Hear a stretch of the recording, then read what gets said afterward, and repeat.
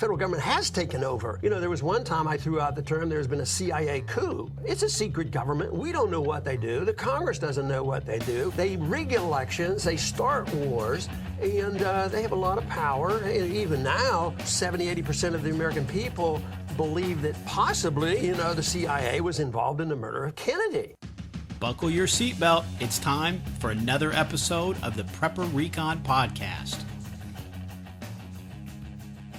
Whether your plan is to bug out or bug in, CampingSurvival.com has all of your preparedness needs, including fish antibiotics, long-term storage food, water filters, bug-out bags, and first aid kits. Use coupon code PrepperRecon for 5% off your entire order at CampingSurvival.com. When disaster strikes, it's too late to prepare. PrepperRecon.com offers MOLLE-compatible individual first aid kits for your home, auto, or bug-out bag. These kits have everything you need to address a traumatic injury, including an Israeli battle dressing, quick clot, EMT shears, suture kit, Steri-strips, tourniquet, ACS chest seal, tough strip bandages, gauze, and so much more. $89 includes shipping. To buy your individual first aid kit, go to PrepperRecon.com and click the store tab at the top of the homepage. Order today before it's too late. Today's guest is Michael Snyder, creator of the Economic Collapse blog. Michael, welcome to the show. It's great to be with you, Mark. Thank you for having me on. Absolutely. So tell us a little bit about yourself. How did you come to write the Economic Collapse blog? Yeah, well, many people don't know this, but before I started the Economic Collapse blog, I was actually a lawyer. And I'm really going to get on the bad side of your audience by telling them that I was actually a Washington, D.C. lawyer. For years, I actually worked right in the heart of Washington, D.C. When I left D.C., I was actually working in a brand new building right down there on K Street, kind of in the belly of the beast. And at that time, nobody knew who I was, nobody who cared who I was. I was just another average drone kind of marching into DC every day, going across the river. I lived in Virginia. I'd take the metro over into DC each morning, just trying to get a paycheck, just trying to make a living.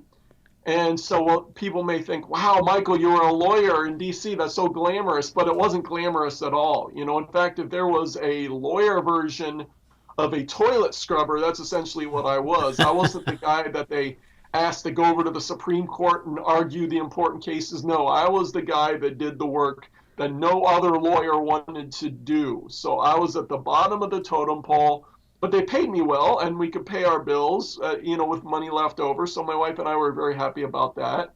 But we wanted something more. We wanted to make a difference.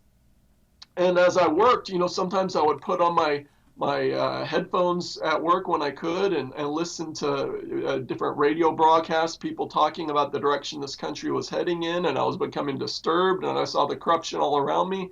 But I thought, what in the world can I possibly do to make a difference? I work hard all day. I'm trying to make a living. What in the world could I do to make any sort of measurable impact on society? Well, my wife and I, we tried a couple different things, and eventually I heard about blogging, and I thought, okay. And I read about how there are more than 1 million other blogs out there. And so I thought, well, let me give this a shot. So I started doing it. And at first, hardly anyone took notice of anything that I was doing. And that lasted for a while. But I stuck with it. And eventually the audience started to grow. And then in 2009, I started the Economic Collapse blog. And it really struck a chord because at the time, millions of people had lost their jobs.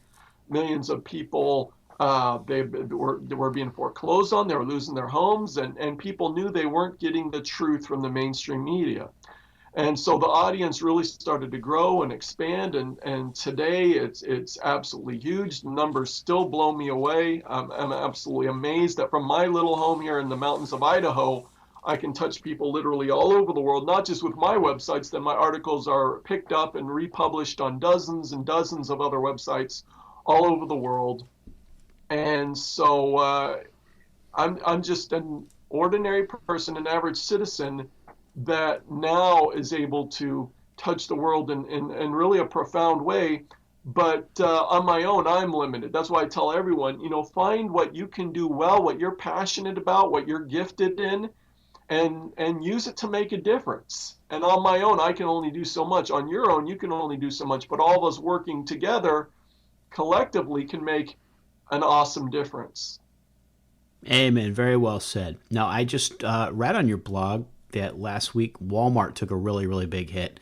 I guess with 5.1% unemployment, most folks have a good job and they don't really need to shop at discount stores anymore. I guess everybody's going to Nordstrom instead, but they don't sell toothpaste or diapers, do they?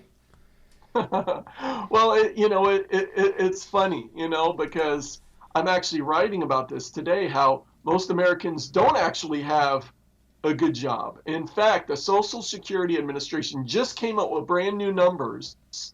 And what we found out is that 51% of all American workers make less than $30,000 a year. So over half the country, makes less than $30,000 a year. And now you mentioned the unemployment rate, 5.1%. Well, that's been so manipulated as to almost be meaningless at this point. John Williams over at shadowstats.com, he figures the numbers based on, what they would look like if they were calculated the old way, if honest numbers were actually being used. And he's calculated that the unemployment right now in the United States is well over 20%. But see, what they do every month is the federal government, they take hundreds of thousands of people who've been unemployed for a really long time, and they say, well, they've been unemployed for so long that they don't count anymore. We're not going to include them in the unemployment number. So you've got 7.9 million Americans that are considered to be officially unemployed. That's where they get the 5.1%. But then you've got another 94.7 million Americans that are considered to be not in the labor force, quote unquote. And so you add those two numbers together and you get 102.6 million Americans, working age Americans, that do not have a job right now, highest in American history. So, we've got this mass of people that don't have a job, and then more than half the people that are working aren't being paid that much, less than $30,000 a year. And so really, it's only a really small segment of the working age population that has, quote unquote, a good paying job. And the 94 million you just mentioned, did they took early retirement because they'd been able to accumulate enough wealth that they could just cash out early? Well, there are a few included in that figure, and you've got mothers that want to stay home with their children. You've got people who've gone to college. You've got some people, of course, not all those 94.7 million would work if they could, but many of them would.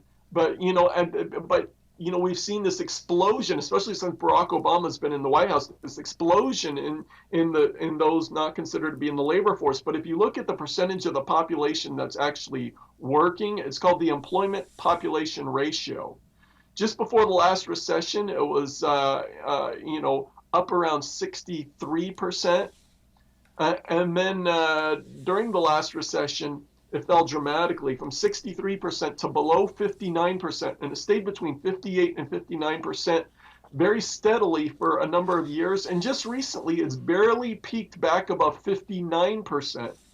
So we've just seen this very, very small increase in the percentage of the population that's actually employed, but we're still far, far below where we were before the last recession. So there's really not been any real employment recovery to speak of. And as you mentioned earlier, Walmart is being hit by this right now. In fact, Walmart, they recently came out and said they're projecting their earnings for the next fiscal year could be down by as much as 12%. And so when they announced that caused the greatest one-day stock market crash for Walmart shares in 27 years. And it's not just Walmart that's hurting, because now Walmart, of course, works with thousands of other suppliers and companies that they work with. So Walmart is putting the squeeze on all of them. Reuters just ran an article about this week, where Walmart's putting the squeeze on these other companies, saying, hey, we're hurting, so you're going to hurt too. You've got to make concessions. And so, yeah, this is having a domino effect through the U.S. economy. And you just mentioned that Walmart had a huge one-day crash, back in August, we saw the entire market look like it was just going to go over the cliff. Early morning trading and intraday trading, it was down 1,100 points at one point. Do you suspect that the plunge protection team stepped in on that day to walk us off the ledge? I think that's a very, very real possibility because, we saw such a bounce back. It was August 24th. It was a Monday. And of course, the previous Friday, the Dow had been down over 500 points. And so then, things open up on Monday. And as you said, it was actually the greatest intraday crash on a point basis in U.S. history. That we had never seen the market go from the high point to the low point so dramatically in a single day. But then all of a sudden there's some type of miraculous dramatic turnaround and the stock market goes up hundreds of points, and by the end of the day it was only down, I believe, 588 points. It was still the first time in history that the Dow had ever been down by more than 500 points 2 days in a row. And Friday was the 10th largest single-day stock market crash in U.S. history, and that Monday, August 24th, was the 8th largest stock market crash in U.S. history. So, yeah, I think that's very likely that there was manipulation to prevent kind of a complete and total financial meltdown. But really, a lot of people say, oh, not that much happened in August and September, because a lot of people are kind of expecting the end of the world. People were really hyped up about September, and we saw sales of emergency food go way up. And I've talked to my contacts since then. They say sales of emergency food have crashed. I heard from someone just yesterday about precious metals, gold and silver. Sales of those have crashed. I talked about someone who, an author, he said sales of his books have crashed 80% since then. So people have relaxed. They say everything's, nothing happened. I'm like, what, are they crazy? Because we have seen just tremendous financial turmoil around the world at a level that we haven't seen since the last financial crisis. At one point, more than $11 trillion had been wiped out from global stock markets around the world. At one point, the Chinese market was down 40%. At one point, the German market was down 25%. Literally, the stock markets of all of the 10 largest economies all over the world were all falling all at the same time. So what happened was big. But yeah, we've had a little bit of relative stability in recent days. But I hope people aren't fooled, because I believe what we've seen already is just a warm-up act. It's time for a quick break, and we'll be right back. The dollar's lost over 90% of its purchasing power since 1971. Silver, on the other hand, has proved to be a very stable form of wealth preservation over the years. And where do you buy silver? Silver.com, of course. Silver.com offers fantastic prices on silver and gold. All long-term storage food is not created equal. Folks who have been prepping for a while will tell you there's a long-term storage food that you can eat if you have to, and long-term storage food that you love to eat. The apocalypse will be tough enough. Buy high-quality foods that you'll love to eat at valleyfoodstorage.com. Use coupon code RECON10 for 10% off your order. I was, I guess, sort of somewhat expecting something to happen on September 13th myself. I kind of got caught up into that. And I strongly encouraged all my listeners to try to reach a minimum level of preparedness by September 13th. And then, of course, because the world didn't end, I got a lot of flack, especially on YouTube. I got a lot of comments, hey, what happened to your Shemitah? Da-da-da-da-da. Of course, it wasn't my Shemitah. It wasn't, and Jonathan Cahn himself never said something has to happen on this day. He consistently went back and said something may or may not, but be ready in case it does. And what I had to respond to most of those comments is, well, if you think that we're back on a sustainable economic standard, we're back on the gold standard, and we're honoring God and we're not incurring His wrath, then go back to doing whatever you were doing, watching the Kardashians or football or whatever. Leave me alone. Oh, it's very true, and because it didn't necessarily meet people's expectations, people, a lot of people got disappointed. But it's kind of funny. I mean, you look at August 21, and August 24, that Friday and Monday, 2 consecutive trading days. The stock market, was down more than 500 points each day. In total, between the 2 days, down more than 1,100 points. Now, if that had happened on a single day, that would have been the greatest stock market crash in history by far, far greater than the 777 point crash on a single day at the end of the previous Shemitah cycle. But because it happened over the course of 2 trading days, all of a sudden it doesn't count. All of a sudden Jonathan Kahn was wrong. I mean, that doesn't make sense at all. I mean, the fact is that we truly did, within the last 30 days leading up to the end of the Shemitah cycle, we saw the greatest global stock market decline and chaos that we had seen since the end of the last Shemitah cycle. I mean, that's undeniable. So nobody can say that nothing happened. Now, maybe it didn't necessarily meet people's expectations of what they thought was going to happen, but without, we saw that financial chaos, and now we're seeing the global economy come apart. In fact, British banking giant HSBC, which is the largest bank in the entire Western world, even larger than JP Morgan Chase, just the other day, they came out and they reported that total global trade is down 8.4% so far in 2015. And global GDP expressed in US dollars is down 3.4%. So they say, not my words, but their words, they say that we're already in a global recession, a very significant global economic downturn. And just this week, we found out Chinese exports in September were down 3.7% from a year earlier, and imports in September were down 20.4% in September from a year earlier. So China actually accounts for more global trade than we do. They account for more global trade than any other nation on the planet. So their exports are down and their imports are way, way down. That tells us that economic activity globally is really starting to contract. We're in a significant economic downturn.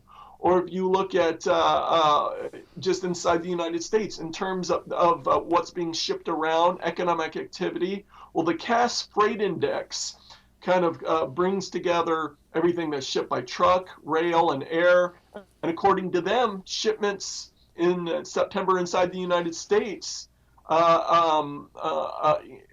was down 1.5% from September of last year. So the amount of stuff that's being shipped around, economic activity is shrinking here in the U.S. too. So it's all over the world right now. Economic activity is declining, and yet you won't hear the word recession on the mainstream media yet. And in Isaiah, in the first chapter of Isaiah, God's pronouncing judgment on a nation that's turned its back on him. And in verse 22, he says, "Thy silver has become dross."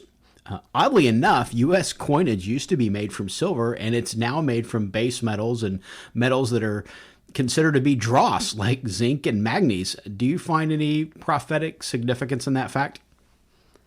I think it's very interesting, what you brought up there, and I in terms of the book of Isaiah, my wife's been reading that recently, and I think it's the warnings of Isaiah and Jeremiah. As you read through them, they're so perfect for the United States today, because as a nation, we're so filled with pride, we're so full of ourselves. We think, so many Americans think, our financial system is so strong, it could never crumble. Our political system is so strong, we're the most powerful military in the world.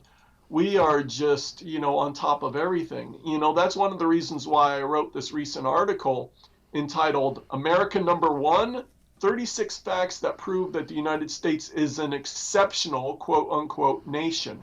So in that article, what I did is I went through and I showed how the United States is number one in a lot of ways, but in a lot of bad categories.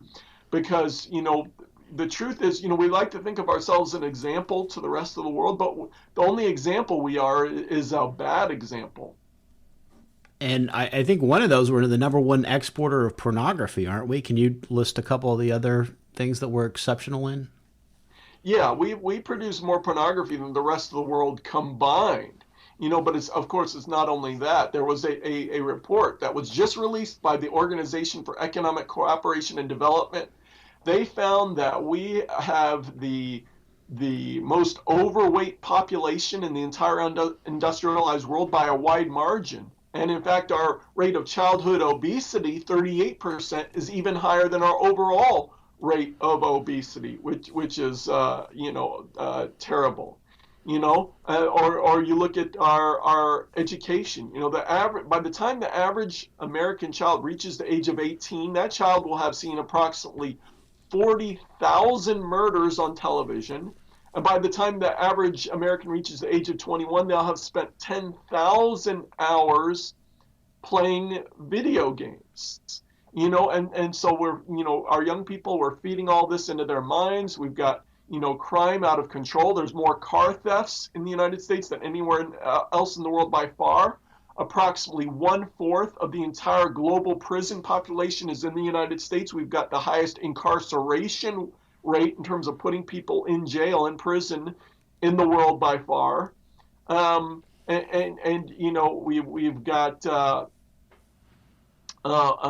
so many of our population, they're on these prescription drugs, they're on these antidepressants. More Americans are on antidepressants than anyone else in the world by far. And according to the Mayo Clinic, nearly 70% of all Americans are on at least one prescription drug right now. And so we've got, we're a huge mess. Our families are in decline. In fact, the number of children growing up in single-parent households is up to 33%. Back in 1950, less than 5% of all babies in America were born to unmarried parents. Today, that number is over 40%. We've got the highest STD infection rate in the entire industrialized world, the highest rate of teenage pregnancy. And this is just the tip of the iceberg. I could go on and on and on and on. But the truth is that America is in sin. America has fallen. We see social decay all around us. And yet we think we're smarter than all the generations that came before us. We think we're the leaders of the world. We're an example to the rest of the world. Well, it's a bunch of nonsense. We're a complete and total mess, and our society's falling apart all around us. And wow, there's a lot of stuff there that we could probably just spend hours and hours on. Obesity, that's crazy. We often encourage folks to have 6 months to a year's worth of storable food, and I think that a lot of folks think that's their food storage plan, is to just get fat, but that doesn't really work out so good because last year when we had this terrible snowstorms and people were having to shovel snow off their roof, they were keeling over dead from heart attacks. So that's not the best way to have your long-term storage food.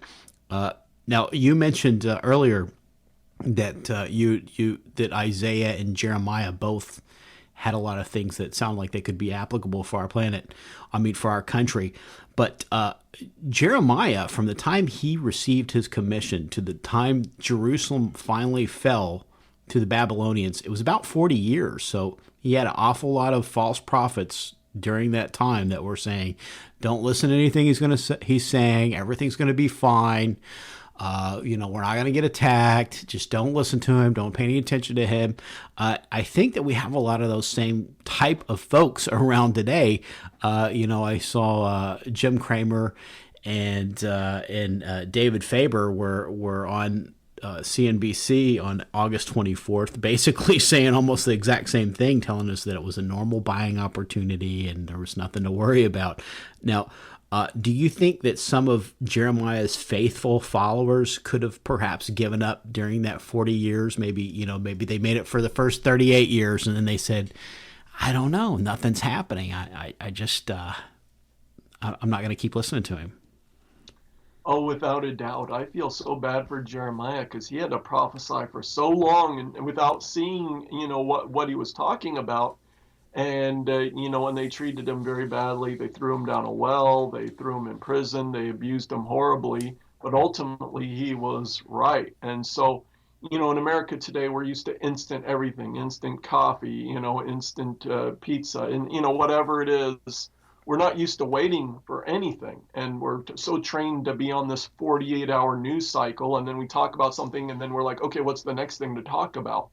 So we're not used to long-term thinking. We're not used to long-term forecasts. We're not used to looking ahead, but just in the now. And so, that's why, you could get people excited about what was coming in September, as there was a lot of buzz about that. But then people are like, oh, the event has passed, the moment has passed. And so, you've got people coming on my websites, people on your YouTube channel, people wherever, now they're saying, oh, nothing's going to happen. Everything's going to be fine. Meanwhile, tons of stuff just happened and tons of stuff we haven't even talked about yet is going on in the world right now, where the financial system is crumbling and so many other things are going on. And yet, people are going to mock, and just like they mocked Isaiah and Jeremiah, it's going to be up until the end. And the big reason for this, of course, as you alluded to, the mainstream media is, pounding into people's heads messages. And I think we greatly underestimate the power of the mainstream media, in terms of, the Washington Post recently reported that Americans spend an average of 293 minutes a day watching television. That is, almost 5 hours a day. If you do anything 5 hours a day, every day, that's going to have a dramatic impact on you. Now, more than 90% of all that programming, and they don't call it programming for no reason, but more than 90% of everything you're getting through that television is controlled by just 6 enormously powerful media corporations, which are in turn owned by the elite of the world. So the average American, for hour after hour every day, and it's not just television, it's also radio, DVDs, video games, being plugged in through our cell phones. We're always plugged into something, and so things are constantly being downloaded, inputted into us, and the vast majority of what is being inputted into us is controlled by the elite. So it should be no surprise that most Americans, including most people in the Patriot community, the prepper community, the Christian world, what they think about, what they talk about, it sounds very much like what we see and hear on television. It's because that's what they've been programmed to think about and to talk about. Hey, Preppers and Patriots. That's the end of the first half of my discussion with Michael Snyder of the Economic Collapse blog. Tune in next time for the rest of the show. God bless and happy prepping. In the days of Noah, Book 3, Perdition. A global empire arises like a phoenix from the ashes of the world that was. The emerging order is unified by a new global currency and a single world religion, which are mandated by an imposed UN treaty. In the interest of unity and peace, a zero-tolerance policy for dissenters is enacted and strictly enforced. Hunted down like common criminals for daring to resist the state, Noah Parker's group will have to rely on faith and wits to endure the powers of darkness which are quickly consuming the earth. Buy your copy of The Days of Noah, Book 3, Perdition, by best-selling author Mark Goodwin in paperback, Kindle, or audio edition from Amazon.com today.